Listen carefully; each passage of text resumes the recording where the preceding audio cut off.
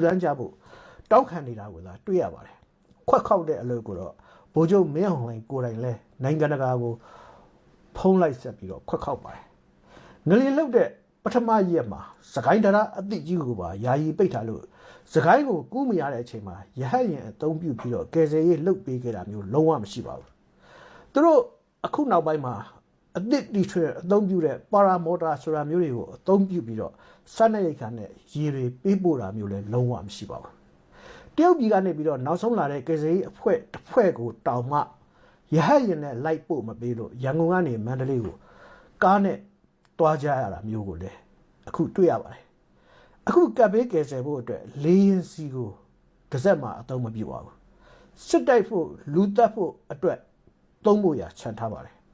လူကယ်တာကိုရဟတ်ရင်မသုံးပါဘူးလူတက်ဖို့ပဲရဟတ်ရင်သုံးပါတယ်ငလျင်လှုပ်တဲ့နေ့မှာတောင်မှနောင်ချိုချောင်းဦးဖြူးတို့မှာလေရင်နဲ့ဘုံကျဲခဲ့ပါတယ်ငလျင်လှုပ်တဲ့မတ်လ28ရက်ကနေပြီးတော့ဒီနေ့အထိလေရင်နဲ့ဘုံမကျဲတဲ့နေ့ဆိုလို့တနေ့မှမရှိပါဘူးစကိုင်းကိုစစ်ကောင်စီရဲ့ကယ်ဆယ်ရေးတွေဖြစ်မြောက်ရောက်မလာကြပါဘူးတခြားကယ်ဆယ်ရေးအဖွဲ့တွေရောက်လာကြတာကိုလည်းစစ်ကောင်စီရဲ့လက်ဝေခံပြူစောတိတွေကချိန်ချောက်တာတွေစစ်ဆေးတာတွေတိတ်တင်းကျပ်တာတွေကိုလှုပ်လို့တချို့ပြန်ထွက်သွားကြတာမျိုးတွေရှိပါတယ်ငလျင်လှုပ်ပြီးတော့3ရက်ကြာတဲ့အထိကယ်ဆယ်ရေးကောင်းကောင်းမလုပ်နိုင်တဲ့အတွက်မြို့ပေါ်မှာပုတ်စော်နံလာကြတယ်လို့ဒေသခံစကိုင်းမြို့ခံပြည်သူတွေကပြောကြပါတယ်ပျက်စီးပြိုကျတဲ့အဆောက်အုံတော်တော်များများကိုလေ့လာကြည့်တဲ့အခါမှာတော့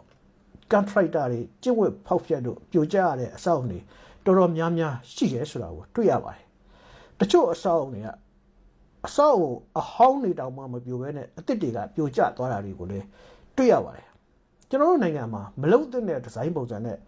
အဆောက်အုံကိုစောက်လို့လည်းရနေပါတယ်သုံးဆွဲရမယ်တန်လုံးကအစတစ်ချက်လုံးသုံးရမယ်နေရာမှာတစ်ပတ်လုံး၅မှုလုံးကိုအချောင်ခိုရိုက်စားလုပ်တာမျိုးတွေကိုလည်းလှုပ်လို့ရနေကြပါတယ်အင်္ဂလိပ်ဘီလက်မြေကအစစံချိန်စံညွှန်းမိအောင်မဖြောဆက်ကြပဲနဲ့ရိုက်စားလုပ်ကြတာမျိုးတွေလည်းရှိနေပါတယ်ဒါတွေဘာလို့ရှိနေကြလဲဘာကြောင့်အဲ့ဒါလို့စီးမဲ့ကမ်းမဲ့လှုပ်လို့ရနေတယ်လဲဆိုတော့စနစ်တကျကြက်မှတ်တဲ့စနစ်ကောင်းမရှိတာကအကြောင်းတရားမှာပြည်သူလူထုအတွက်အဲ့ဒါလို့စနစ်တကျကြက်မှတ်တဲ့စနစ်ကောင်းဆိုတာလိုအပ်ပါတယ်အုပ်ချုပ်တဲ့လူတွေကတာဝန်ခံပြီးတော့စီမံလုပ်ပေးရမယ်အရာမျိုးပါ